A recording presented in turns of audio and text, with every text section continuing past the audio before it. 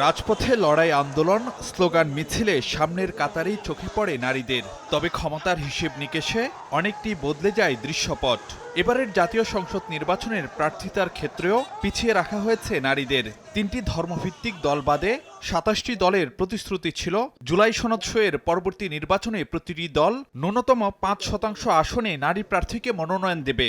ধাপে ধাপে তা উন্নীত হবে ৩৩%। কিন্তু বাস্তবে অনেক দল তার ধারে কাছেও যায়নি, বরং নির্বাচনে দৌড়ে থাকা অর্ধেকের বেশি দল কোনো আসনেই নারী প্রার্থী দেয়নি। ৫% প্রতিশ্রুতি পূরণে ৩০০ আসনের বিপরীতে নারী প্রার্থী দিতে হবে ১৫টিতে। সদ্য প্রয়াত বেগম জিয়ার ৩ আসনের বাইরে এবার বিএনপি থেকে মনোনয়ন জমা দিয়েছেন ১০ নারী। অন্যদিকে জামায়াতের নেতৃত্বাধীন ১০ দলীয় জোটভুক্ত দলগুলোর দাখিল করা মনোনয়নের মধ্যে নারী কেবল এনসিপির ৩ প্রার্থী। নির্বাচনী দৌড়ে থাকা অন্যান্য দলগুলোর নারী মনোনয়নের চিত্রও আশাব্যঞ্জক নয়। সব মিলিয়ে সারা দেশে ২৫৮২টি মনোনয়ন জমা পড়লেও নারী প্রার্থী মাত্র ১১০ জন। কিন্তু নারীদের মনোনয়ন দিতে রাজনৈতিক দলগুলোর কেন এত অনীহা? উত্তরটা প্রায় অভিন্নই।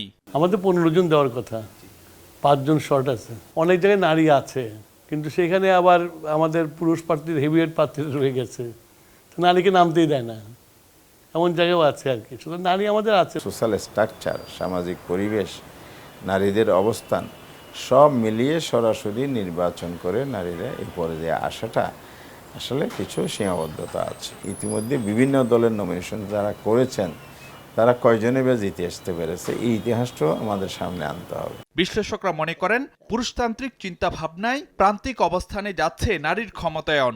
শুধু ভোটার হিসেবেই বিবেচনা করছি, তারা যে ভোট পেতে পারেন, প্রার্থীও হতে পারেন, সেই জায়গায় কিন্তু আমাদের মন মানসিকতার উত্তরণ ঘটেনি। ঐকমত্য কমিশনেও তাদের পক্ষ থেকে প্রস্তাব করা হলো বড় বড় দলগুলোর ৫ থেকে ৭%। ঠিকই দয়া দাক্ষিণ্য। নারীর এই যে প্রতিনিধিত্ব করার জায়গাটাকে এত নড়বড়ে করে ফেললাম আমরা, এখানে আমি নীতি নির্ধারকদেরই দায়ী করব। এর আগে ১১ সরকারের সময় নির্বাচন কমিশন ২০২০ সালের মধ্যে ৩৩% নারী নেতৃত্বের শর্ত বেঁধে দিল, তা পূরণ করতে পারেনি রাজনৈতিক দলগুলো। রাজনীতিতে নারীর ক্ষমতায়ন নিয়ে আলোচনা হয়েছে বিস্তর, তবে বাস্তবে এর প্রতিফলন দেখা গেছে কমই। স্বাভাবিকভাবেই প্রশ্ন ওঠে, সরাসরি ভোটে সংসদের সাধারণ আসনে নারীর প্রতিনিধিত্ব বাড়ানোর জন্য অপেক্ষায় থাকতে হবে আর কতকাল? নাকি মোটা দাগে সংরক্ষিতই থাকবে আইনসভায় নারীর প্রতিনিধিত্ব? ফারুক ভিয়া, রবিন, সময় সংবাদ, ঢাকা। রোগ জীবাণু সব জায়গায়, সারাদিন সাবধানে। বাচ্চারা সারাদিন প্রমিস রাখবে? অসম্ভব। এজন্যই ডেটলের নতুন প্রমিস, জীবাণুর বিরুদ্ধে ১২ ঘন্টার সুরক্ষা বলয়। ডেটল।